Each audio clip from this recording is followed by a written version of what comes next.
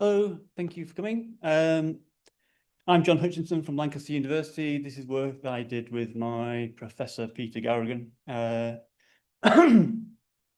Unfortunately, he can't be here because he's now set up a super successful company dealing with AI security. So I think he's more interested in that now than the work that we were doing together. So the outline of the talk, do a quick introduction, which is probably not entirely appropriate for this particular audience. We'll look at our modelling of the ICT footprint, consider some issues specific to video streaming, have a look at the ICT landscape, and then the most interesting, I think, part of this paper is to discuss some of the stakeholder perspectives that we gleaned from carrying out interviews with people in industry. Okay, so I think we all know that ICT is increasingly important in terms of entertainment, business and government, with many services now being moved online from their traditional sort of in-person basis. Increasingly, ICT's footprint is becoming a concern, and it's estimated to be somewhere in sort of 2 to 4% globally. That figure is kind of disputed by some people, but I suspect that given that it's growing a lot over time, it will soon be a lot higher than that. And one of the things that we need to be aware of is that when we're looking at greenhouse gases, we need to be taking into account not just the use phase, but even though we concentrated on that in this talk, but we also need to be aware of the manufacture, the mining of resources, the disposal and things like that. And obviously, we do recognise that in some cases there's a trade-off, because if there's a greenhouse gas emission associated with a physical activity and that's replaced by an ICT activity, then there should be a trade-off between those two things. I don't think I need to tell you that we typically talk about emissions in terms of carbon dioxide equivalent, but that's only to take in, to stress the fact that certain emissions are significantly worse than carbon dioxide, and it's usually reckoned that methane is about 30 times worse than carbon dioxide over a 100-year timescale. I've already mentioned the fact that we need to take into account manufacturing emissions. But as I say, in this particular case, we're mostly interested in the use phase, where we recognise that all pieces of equipment consume electricity, whether that's to do computations in terms of computers themselves, or in data centres we might be talking about cooling and cooling, things like that. One of the problems we have when we're trying to think about the ICT footprint is a recognition that not all companies are particularly transparent in the amount of electricity that they use. What we tend to find is that even large companies who publish really quite detailed sustainability reports, like Google, don't actually tend to give detailed information about the energy used by some of their hyperscale data centers. They will tell us that they're super efficient and the PUE is pretty much as low as it can be.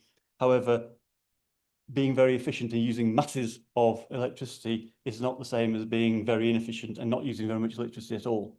So it's a little bit of a fiction. However, it's a fiction that is difficult to unpick. So we need to be aware of that. One of the things as well, which we noticed that when we try to find information in the academic literature in particular, is that there are certain figures which crop up again and again. And this is because no alternatives exist. But when there's only one source or two sources or three sources, then they're the only figures that can be used for calculations or for reasoning. Unfortunately, some of this data is, although it might be high quality, it's actually difficult to know, because it seems to be hidden behind a relationship between a researcher and the organization that the information is coming from, either because they're already an employee or just that they work very closely with them. But we're not able to interrogate that data as independent researchers. We focus on video streaming in this particular example because it's already the most significant aspect or use of ICT. This figure from 2022 is being about 65% of all data on the internet. Obviously, I would like to give you a more up-to-date figure for that. So I've downloaded the latest Sandvine report when I was preparing this presentation. And actually, it seemed to be about the same figure, which I was a little bit surprised about. I don't know whether that reflects changes in usage over the last couple of years. But anyway, that's still a reasonable figure to use. Having said all of that as an introduction, I'm actually not going to say a great deal about those figures again, because we found that actually it was quite difficult to do the estimates that we wanted to do. One of the things that we did do was try to come up with what we thought was a reasonable landscape mapping for ICT. I think this is probably an activity that other people have done, and they tend to come up with something that looks a bit like this. So you have data centers, and you've got networks, and you've got end user devices. What we've also done with this is we've annotated it with the supporting infrastructure. So for example, energy generation and the national grid. And we've also tapped onto this digital services that are associated with different aspects of this particular landscape. So we've talked about cloud services, content storage, things like that. Excuse me. What we'd have liked to do is basically take each of these elements, drill down into them in a bit more detail, and then come up with figures of energy usage for all of them. So we could start to have a really fleshed out picture of the ICT landscape. And basically, this is where we pretty much hit a brick wall. Undoubtedly, we can get figures for some of these things, but because of the lack of data that's available, we realized that actually we just simply wouldn't be able to do the mapping that we wanted to do at this point. And we'd have to essentially turn around to our sponsors and say, well, this information just doesn't exist. It's not a case of we can't give it to you or we don't want to give it to you. It just doesn't exist in the literature at the moment. Oh, yes, question. Sorry, quick interruption, good question. But people like the Carbon Trust in the UK, the SEAI, etc., would have some of this information being collated from industry as well as from local authorities. To tell you what a great interruption that is, the title or the first part of this this says impact on the Carbon Trust. Okay, so I was just going to go on and say that actually, yes, exactly that organisations have managed to do some of these calculations or these estimates. So DIMPACT is a consortium of academic and industry professionals, and they've come up with a model for looking at the ICT landscape. And using the model that DIMPACT created, the Carbon Trust, then working with members of the consortium, were able to populate with figures. It's quite a detailed report, and certainly above my my technical ability, I think, to make complete sense of it. However, it's enough, I think, for the moment, for us just to say that they came up with a Europe-wide estimate that a video streaming a single hour has a carbon emission of 56 grams of carbon dioxide equivalent. Now, that's a European estimate average. One of the things to take into account or to take note of here is that the variations that occur across Europe are intense and particularly great or very great because of the carbon intensity of the local grid. So in some countries where the carbon intensity is very low, that figure goes down to being almost nothing. In other countries where it's considerably higher, it goes up to hundreds of grams of carbon dioxide equivalent per video, one hour of video streaming. It's interesting to look at the breakdown of that, even though I can't justify these figures myself, because again, they're related to the Carbon Trust report. I think most of us are already aware that there are hyperscale data centers which are gobbling up massive amounts of energy. And we can see those are potentially a problem in terms of the energy usage. But actually, when you look at the individual components contributing to this particular value, we find that data centers are really only a very, very small part of the problem. And a significantly much greater part of the problem happens in the house of the end user. And particularly, we're talking about things like routers here, which are on all of the time, whether you're using them or not. And then all the multitude of end user devices like phones, TVs, laptops, tablets, and all the rest of games machines, even things like that. So you can see that this breakdown really, even though we can all hope that we can see a reduction in the amount of energy used by data centers, we actually need to see a reduction in the amount of energy used in the home as well. Of course, we don't actually see it in those terms because each individual is really quite negligible, but obviously overall the contribution is great. Okay, so that basically is us coming up with an idea of what we wanted to do, coming up with a model of how to look at it, running into a brick wall because we couldn't get the figures ourselves, but we've borrowed some results that somebody else has done because they did have access to some figures. Now I want to talk about the fact that we decided to get insights into the issues going on in ICT by talking to people at the coalface, as it were. We were able to have interviews with about 10 stakeholders, I think. And they represented a number of different organisations. Some were digital service providers, some were from telecom company. There were content delivery network people, consultants and data centre people as well. So that meant that we were able to draw on a number of different perspectives. Now, I'm not going to give you the specific quotes that are in the paper in this presentation, because I think that would be a bit bulky, but the paper itself does include certain quoted information that we got from our interlocutors, as we should say. So what I've got now is a number of slides with really just some sort of fairly vague perspectives, which hopefully you'll find reasonably interesting. We found an awareness of the tension between, for example, large-scale data centers, which are in locations away from where the data is being accessed, and the need to have smaller scale data centers, edge computing approach in areas where, for example, you need much faster response times. We were talking about autonomous vehicles and things like that.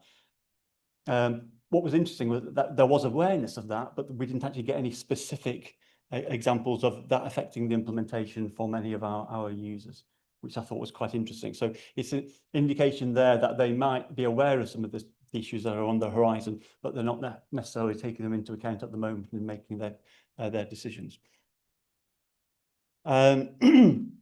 Then we have things like, for example, the length of life of different components. This particularly came up with the ISPs who provide routers for all of their customers, where there's a trade-off between the amount of time that the router is used for because of the embedded carbon within the device, and also the fact that by replacing it with a newer model, you might become more efficient and maybe be available for different services or newer services, things like that. But there has to be a trade-off between those two things. I actually came up with a very concrete example the other day, that I have a phone which is almost 10 years old, which is almost unheard of in this day. But when I was trying to book my flight or check in for my flight, I had an issue in terms of timing because I only had 24 hours in which to do it before the flight. And I needed to be somewhere where I was away from a printer. So it's great. I thought I'll just download the app and I'll do it on my phone. The Ryanair app is no longer supported on my phone. Yeah, so I actually wasn't able to use the app, which would have made my life a lot easier. And I could actually be in a position soon where I'm forced to upgrade my phone because the app was not supported on the operating system I've got, which would be terrible when the phone actually still does what I need it to do. But sends us choices. Okay, and then we also talked something which we're very aware of, is the rapid transition that's happened over recent years, where we've gone from broadcast TV to a much greater emphasis on video on demand. I've brought up two examples here, because Netflix is an interesting one, because we all think of Netflix as being one of the biggest video on demand suppliers. But Netflix at least changed their business model from one of physically sending out DVDs to people to being an online video supplier. So they had one business model, they ripped it up and created a completely new one. No, not that recently, but a while ago, the BBC changed from an analog system of broadcast to a digital system, which we know as Freeview. But over recent years, they've emphasized more and more the offering that they provide on iPlayer. So what they've done is they've basically doubled up their provision. So the broadcast still occurs, and that's very energy intensive, but now they're actually creating another service that delivers video on demand, which is alongside the previous one, which is still in existence. And so we'll say the same thing about Sky, because most of Sky's life, they broadcast their services using satellites, and it was used with satellite dishes, which littered the homes of many houses. A few years ago, they introduced, I think it's called Sky Glass, which is essentially an extra provision, which is video over IP. So essentially, they doubled up their provision, leaving the original Sky broadcasting in place, but actually adding all of that extra data to the network.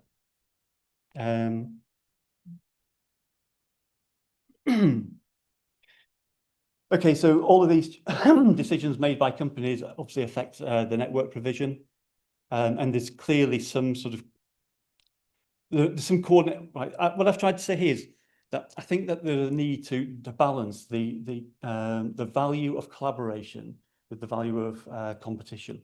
So all of these commercial companies are basically making decisions because they want to make money. They provide services that they hope people will buy, and they're not really thinking about the consequences of that provision.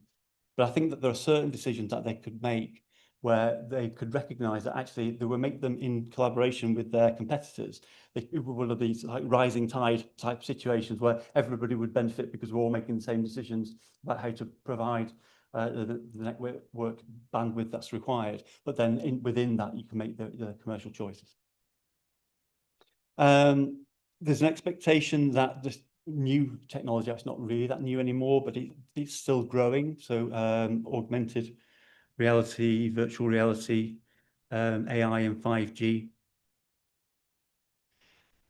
A realization that those changes and that growth is going to affect the network and going to affect what's required of the network. And one of the examples we were talking about there was that if you're trying to play games, for example, then latency becomes a major issue in a way that it isn't necessarily an issue when you're watching TV or watching films. And here we're saying latency is obviously the delay from like requiring the service and it being delivered, as opposed to jitter, which is the change within delivery, which obviously is bad for any type of medium. Excuse me. This is really just the last point, is a repeat of what I was just saying, is that commercial decisions lead to the requirement for extra provision, and those decisions are not necessarily made with an understanding of what the costs of the extra provision will be. And that, by cost, I mean sustainability costs as opposed to monetary cost. We did see, I think this was actually from a report as opposed to an interview, or maybe, I'm not quite sure, but there was a peak for TalkTalk in, I think it's 23. I think that's a typo, isn't it?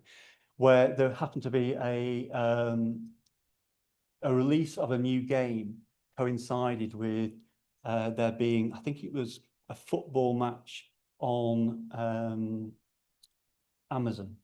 So in the UK, all of the football is broken up into packages that's sold to the various different providers for vast amounts of money. And a few years ago, they decided that they have like a little special package that they would sell to Amazon, so they could show a few football matches. And it just so happened that there was like a really, really big game in the Premier League on that night, coinciding with the release of this game, and they hit their new peak. But the point they were making about this is that they had to plan for the peak, because they knew the game was on, they knew the release was coming. But having provided for that peak, that doesn't go away. Yeah, they never go, okay, we'll have extra provision on this particular date because of the super peak that we're expecting, and then we'll turn it all off again the next day. You know, what happens is it just grows and it grows and it grows. This point is also made to us that typically within this network world, if you have a peak of n, then the provision has to be 2n. Essentially, it has to be complete 100% redundancy built into the system, which seemed an awful lot when that means there's an awful lot of provision that's not being used most of the time. But that sort of redundancy exists everywhere within the network. So that typically, for example, in non-Google data centers, we're led to believe that the use is usually around about 20%. One of the interesting things about that is that some of that is actually kind of parallel to end users in their homes having equipment that's being used and it's expensive from an energy perspective. That a lot of businesses over-specify their requirements in terms of data storage and data provision. So they will say, for example, that they need a dedicated server in a dedicated data center, when in actual fact what they could have is just a virtualized server that's shared with other people. But because in their minds they think that their need is particularly great, they end up with a machine that's possibly being used single percentage of the time, which is massive over provision.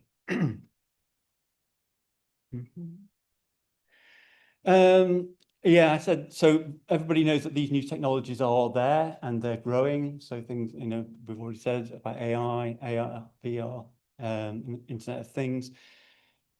But nobody yet really understands what the effect of them is going to be. Some were referring earlier to the fact that there are very limited data sources ICT usage.